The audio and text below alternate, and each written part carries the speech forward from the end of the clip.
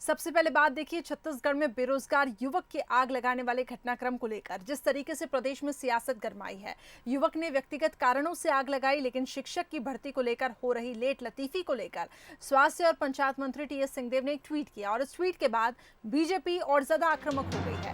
TS Singhdeo ने एक tweet किया और लिखा कि सभी बेरोजगार शिक्षा कर्मियों, विद्यामितान प्रेरकों समेत अन्य युवाओं की पीड़ा से मैं बहुत दुखी हूँ, शर्मिंदा हूँ। जन घोषणा पत्र के माध्यम से जो वादा किया गया था उसे पूरा करने के लिए मैं अटल हूँ। वहीं देखिए टीएस सिंहदेव ने ये ट्वीट इसलिए किया क्योंकि मार्च 2019 में 14,850 पदों पर शिक्षक भर्ती का विज्ञापन निकाला गया। सभी परीक्षा हुई, नतीजा भी सामने आया। 4 महीने पहले शुरू हुई सत्यापन की प्रक्रिया अभी तक लेकिन जारी है। 1.25 साल से शिक्षक भर्ती प्रक्रिया अटकी हुई है। इसे लेकर अभ्यर्थी नाराज हैं, लगातार प्रदर्शन कर रहे हैं, जबकि कांग्रेस ने जन घोषणा पत्र में खाली पदों पर भर्ती का वादा किया था। इसलिए सिंहदेव ने लिखा कि जो वादा किया उसे पूरा करेंगे। वहीं देखिए अब बीजेपी इधर टीएस सिंहदेव के ट्वीट के बाद काफी आक्रामक हो गई है। मैदान में उतरे पूर्व सीएम डॉक्टर रमन सिंह ने एक के बाद एक 3 ट्वीट किए हैं, जिसमें धमतरी के युवक हसदेव सिन्हा की तस्वीर भी पोस्ट की और लिखा, छत्तीसगढ़ आकर झूठे वादे करने वाले राहुल गांधी अब कहां गए? आपके वादों पर विश्वास करने वाले युवाओं को विश्वासघात की आग में धकेलने वाले मुख्यमंत्री को क्या अब भी आप पद पर रहने देंगे?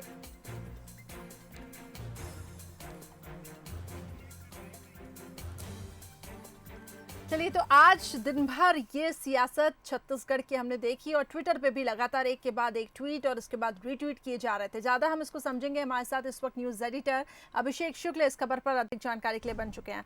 अभिषेक जी, बेरोजगारी के मुद्दे पर आज हमने देखा दिन भर ट्विटर वॉर ये चलता रहा और ये सियासत काफी गरमाई, लेकिन आखिर ये पूरा मसला है क्या और इतना क्यों बीजेपी से भुनाने की कोशिश कर रही है?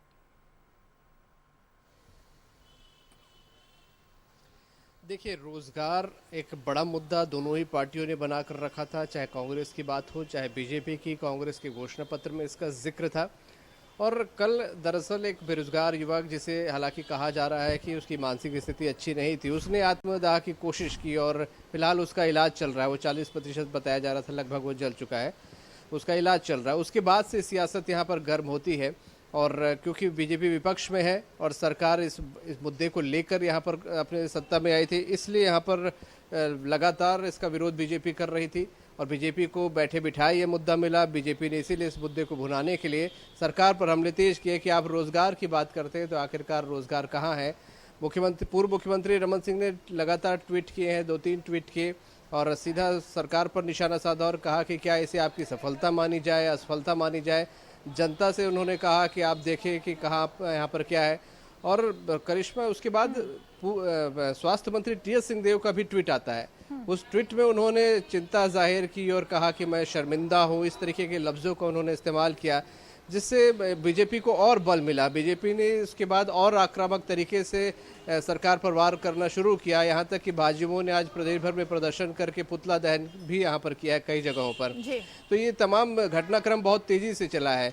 बेरोजगार युवकों को लेकर बीजेपी ने कल ट्वीट भी किया था बेरोजगारी को लेकर, क्योंकि सरकार की घोषणा पत्र में ये मुद्दा रहा है और सरकार कहती रही है कि हमने सबसे ज़्यादा रोजगार दिया है यहाँ पर, इसीलिए बीजेपी इस मुद्दे को लेकर बहुत एग्रेसिव है और लगातार इस पर हमले सरकार पर बोले जा रहे हैं। और ये जो सियासत है करिश्मा, भी फिलहाल थमने वाली नहीं है। बीजेपी इसे लंबे समय तक भुनाने की कोशिश करेगी, क्योंकि आने वाले समय में उपचुनाव भी है मरवाही का और बीजेपी को एक बड़ा मुद्दा मिला है इसको लेकर, इसीलिए बीजेपी लगातार निशाना साध रही है। जी बिल्कुल अभिषेक जी, हम जिस तरीके से देख रहे हैं कि बीजेपी काफ़ी ज़्यादा आक्रामक है और जैसे कि स्वास्थ्य मंत्री टीएस सिंहदेव ने ये ट्वीट किया और उसके बाद बीजेपी को कहीं ना कहीं और बल मिला और इसको लेकर बीजेपी काफ़ी एक्शन में दिखाई दे रही है। एक के बाद एक ट्वीट पूर्व मुख्यमंत्री रमन सिंह ने किए और उसके बाद देखिए रीट्वीट करके भी कई सवाल पूछे।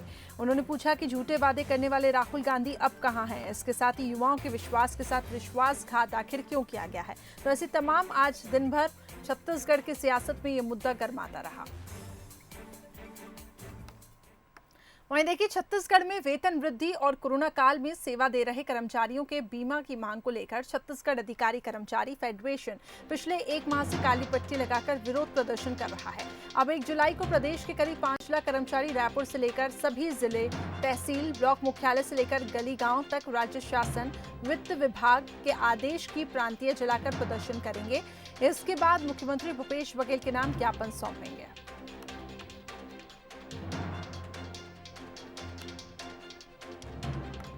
तो सरकार के खिलाफ एक तरीके से हम देख रहे हैं कि सड़क पर ये कर्मचारी उतर गए हैं और कल सरकार के खिलाफ कर्मचारियों का ये प्रदर्शन है। एक तरफ हमने देखा कि किस तरीके से जो शिक्षक पद के लिए जो भर्ती प्रक्रिया है उसको लेकर जो ये सियासत गरमाई। अब दूसरा मुद्दा ये है कि किस तरीके से ये कर्मचारी जो हैं वो बीमा की मांग को लेकर छत्तीसगढ़ अधिकारी कर्मचारी फेडरेशन जो एक माह से काली पट्टी लगाकर विरोध प्रदर्शन भी कर रहा है और कल सरकार के खिलाफ कर्मचारियों का प्रदर्शन है।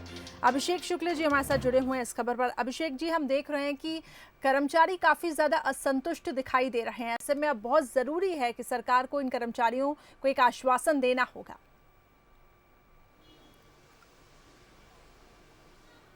देखिए करिश्मा, जब ये फैसला हुआ था कि वेतन वृद्धि रोकी जाएगी कर्मचारियों की, तब भी काफ़ी बवाल हुआ था। 27 मई का वो लेटर था जब सरकार ने ये फैसला किया था कि कर्मचारियों की वेतन वृद्धि रोकी जाएगी। उस समय भी कर्मचारियों ने इस बात को लेकर विरोध जताया था और एक बार फिर से उन्होंने कहा था कि अगर उनकी मांगें नहीं मानी गई तो आने वाले समय में तीव्र आंदोलन करेंगे।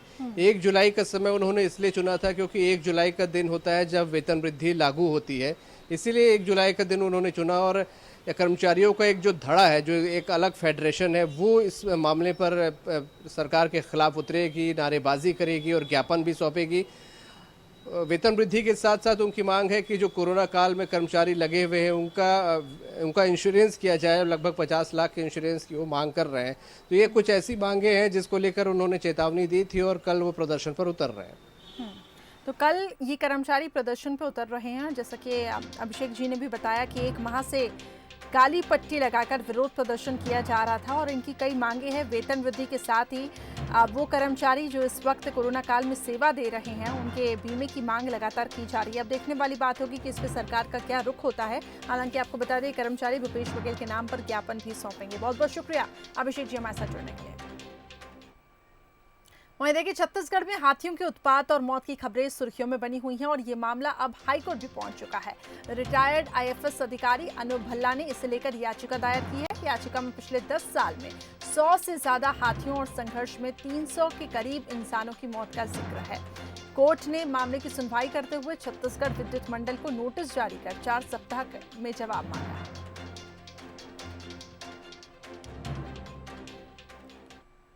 वहीं छत्तीसगढ़ में गाय और गोबर को लेकर सियासी घमासान जारी है। इसी बीच बिलासपुर नगर निगम के गाय गोद लो अभियान को लेकर भी सियासत शुरू हो गई है। आवारा मवेशियों को कंट्रोल करने के लिए राज्य सरकार रोका छेका अभियान चला रही है। इसके तहत आवारा मवेशियों को गौठाना में नियंत्रण किया जाना है। लेकिन इस अभियान के बाद भी बिलासपुर नगर निगम क्षेत्र में आवारा मवेशियों पर कंट्रोल नहीं हो पा रहा है। लिहाजा नगर निगम ने इन पर कंट्रोल करने के लिए एक नई तरकीब निकाली है, जिसके तहत गाय गोद लो अभियान की शुरुआत की गई है। इसमें आवारा मवेशियों को गोद ले सकेंगे। उन्हें केवल चारे की व्यवस्था करनी होगी। देखभाल की जिम्मेदारी निगम की होगी। इसके एवज में गोद लेने वालों को रोजाना एक टाइम का निःशुल्क दूध उपलब्ध कराया जाएगा। इस पर पूर्व महापौर ने निशाना साधा है। आरोप लगाया है कि निगम अपनी विफलता से लोगों का ध्यान भटकाने के लिए ऐसे अभियान चला रहा है। हमने नगर निगम में एक आह्वान किया है, लोगों से एक अपील, कोई भी व्यक्ति अगर मवेशी को गोद लेना चाहता है तो हम उसका स्वागत करते हैं कि आप आइए और किसी 1, 2 या 4 आप जैसा भी चाहते हैं उन मवेशियों को गोद लीजिए और उनका रख रखाव या उनको पालने का जो काम है वो उनके माध्यम से किया जाए, जिससे कि हमको इस कार्य में जनता की भी भागीदारी मिलेगी और इस कार्य में जो जागरूकता फैलाने वाला काम है वो जागरूकता भी फैलेगा। चूँकि उसको नगर निगम के ऊपर ये डालकर कि अब वो गोद लेना और ये करना, नगर निगम स्वयं के ही जो उसका मूल कार्य है, आम जनता को सड़क, बिजली, पानी और साफ सफाई की व्यवस्था मुहैया कराना, उसको तो वो पूर्ण कर नहीं पा रही है। उल्टा और एक नया काम कि अब ये रोका छेका के माध्यम से गायों को गोद देने का काम करना, ये अत्यंत अव्यावहारिक है और इस योजना का भी यथार्थ की धरातल पर कोई लाभ जनता को नहीं मिलने वाला। वहीं देखिए, छत्तीसगढ़ का शिमला कहे जाने वाले सरगुजा के मैनपाट में चाय की नर्सरी का प्रयोग सफल रहा है। कैबिनेट मंत्री अमरजीत भगत की पहल पर मैनपाट में चाय की खेती के लिए प्रयास किए गए थे। वन विभाग ने ललिया गांव के 1.5 हेक्टेयर में चाय के पौधे लगाए थे। मौसम के उतार चढ़ाव के बावजूद लगातार देखरेख से 12,000 पौधे जीवित बचे हैं। 1.5 से 2 फीट लंबे इन पौधों में काफी ग्रोथ देखी जा रही है। मैनपाट में चाय की नर्सरी की सफलता के बाद अब 50,000 चाय के पौधे लगाने के लिए 4 हेक्टेयर जमीन तैयार की गई है।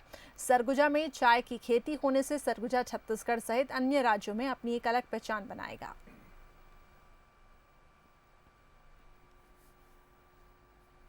वहीं छत्तीसगढ़ सरकार के स्कूल शिक्षा विभाग के पूर्व प्रमुख सचिव डॉक्टर आलोक शुक्ला को हाईकोर्ट से झटका लगा है।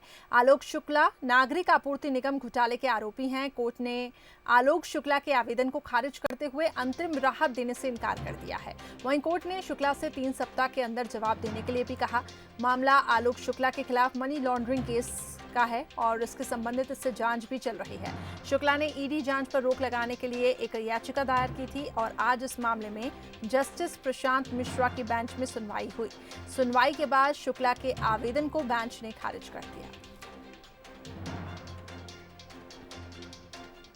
भारत सरकार ने 59 चाइनीज ऐप को बैन कर दिया है, लेकिन इससे सबसे ज्यादा नुकसान टिकटॉक स्टार्स को हुआ है, जिनके लाखों फॉलोअर्स थे। रायपुर के साहित्य भी एक टिकटॉक स्टार हैं, जिनसे सीधे बात की हमारे न्यूज एडिटर अभिषेक शुक्ल ने। सुनिए। मोदी सरकार ने चीन के कई ऐप्स को बैन कर दिया है, उनमें टिकटॉक जैसा पॉपुलर ऐप भी है। टिकटॉक स्टार का इस पे क्या रिएक्शन है वही हम जानने की कोशिश कर रहे हैं। टिकटॉक स्टार साहित्य हमारे साथ इस वक्त है। साहित्य, कितने आपके टिकटॉक में फॉलोअर्स थे? टिकटॉक में मेरे 1.7 मिलियन फॉलोअर्स हैं अभी। बुरा लग रहा है, 17 लाख फॉलोअर्स थे और सरकार ने बैन कर दिया? नहीं, बुरा तो नहीं लग रहा, क्योंकि मैंने तो टिकटॉक में कंटेंट डालना जब से ये कॉन्फ्लिक्ट चालू हुआ था अपना चाइना और इंडिया वाला। टिकटॉक क्योंकि एक चाइनीज़ ऐप है, इसलिए उस पर मैंने बनाना वीडियोस बंद कर दिए थे। अभी अकाउंट मैंने डिलीट नहीं किया है, अकाउंट है, बट मैंने वीडियोस उसमें बनाना, कुछ भी अपलोड करना बंद कर दिया था मैंने। तो अब इस पे बैन लग गया है, तो आपको लगता है सही है? देखिए, सरकार द्वारा उठाया हुआ कदम है तो बिल्कुल सही होगा, क्योंकि कोई भी जो सरकार होती है वो अपने देश की भलाई के लिए ही सोचती है। और जिस तरीके से चाइना जो है हमारे ही सैनिकों पर हमला कर रही है, उन्हें शहीद कर रही है, तो ये बहुत सही कदम है कि जो डेटा चुराते हैं ये जो कंपनियां हैं। आपको लगता है कि टिकटॉक के अलावा दूसरे कई भारतीय वर्जन भी हैं, ऐप भी हैं जो कि आ रहे हैं, उन पर भी आप जा सकते हैं, फिर से वैसी सक्सेस पा सकते हैं? देखिए, जो एक टैलेंट होता है या फिर किसी भी क्षेत्र में हो, पेंटर हो, आर्टिस्ट हो, डांसर हो, अगर टैलेंट आपका बहुत अच्छा है तो कोई भी प्लेटफॉर्म हो आपको वहाँ लोग पसंद करेंगे। अगर आप कुछ यूनिक हो, कुछ हटके हो, तो ज़रूरी नहीं कि आप टिकटॉक में वीडियो बनाओगे तो ही आप ऊपर जा सकते हो।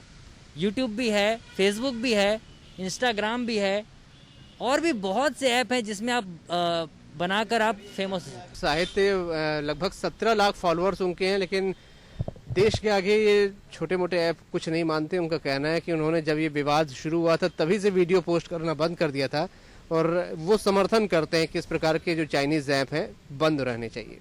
कैमरामैन अखिलेश के साथ अभिषेक शुक्ल, बंसल न्यूज, रायपुर। तो वहीं भारत चीन सीमा विवाद का असर अब छत्तीसगढ़ के कारोबारियों पर पड़ने लगा है। यहाँ के कारोबारी चीन को चरोटा का निर्यात करते हैं, जिससे सूरत और मुंबई बंदरगाह पर रोक लगा दिया गया है। छत्तीसगढ़ से भेजे गए चरोटा के अंतिम खेप की मात्रा 5,000 टन बताई जा रही है। औषधीय गुणों से भरपूर भारतीय चरोटा का हमेशा से चीन, मलेशिया, ताइवान और जापान बड़ा ग्राहक रहा है। उधर चीन को दी गई मात्रा में अब कटौती करने के संकेत मिल रहे हैं।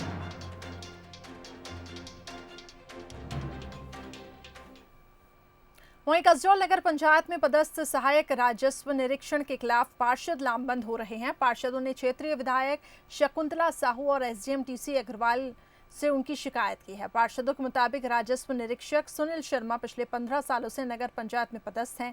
आम लोगों को अपने काम करवाने के लिए काफी दिक्कतों का सामना करना पड़ता है। उनका व्यवहार रूखा और हितग्राहियों को योजना का लाभ न देकर गुमराह करने वाला है। पार्षदों ने उनके ट्रांसफर की मांग रखी है।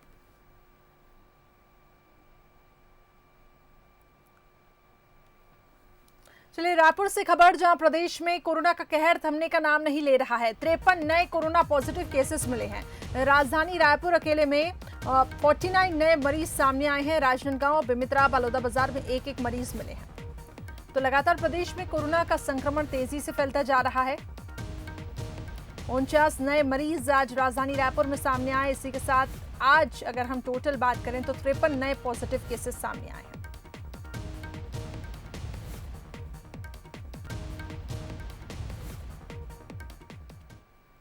बढ़ते आगे खबर कवर्धा से, जहां बंसल न्यूज की खबर का असर हुआ है। एसडीएम ने पटवारी को निलंबित कर दिया है। पटवारी का रिश्वत लेते हुए वीडियो भी वायरल हुआ था। पटवारी तिलकचंद कोशले पर निलंबन की कार्रवाई हुई है।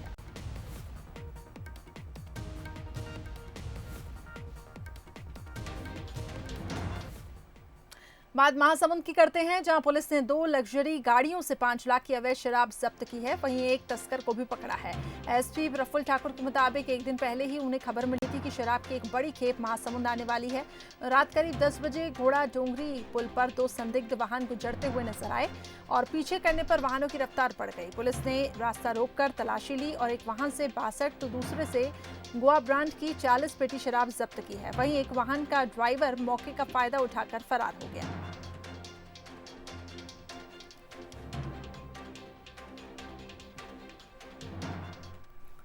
वहीं बस्तर में बढ़ते सड़क हादसे को देखते हुए यातायात पुलिस ने नाबालिगों पर शिकंजा कसना शुरू कर दिया है। जगदलपुर में यातायात पुलिस ने वाहन चला रहे नाबालिगों पर चालानी कार्रवाई की है और आगे से वाहन न चलाने की हिदायत दी है। पुलिस के मुताबिक नाबालिगों की वजह से सड़क हादसों में इजाफा हो रहा है। कई दिनों से नाबालिगों की तेज रफ्तार में वाहन चलाने की शिकायतें मिल रही थी, जिसको देखते हुए ये कार्रवाई की जा रही है। चालानी कार्रवाई के बाद बच्चों के परिजन को भी सूचना दी जा रही है और इसके बाद भी वाहन चलाने वाले नाबालिगों की गाड़ी को जब्त किया जा रहा है।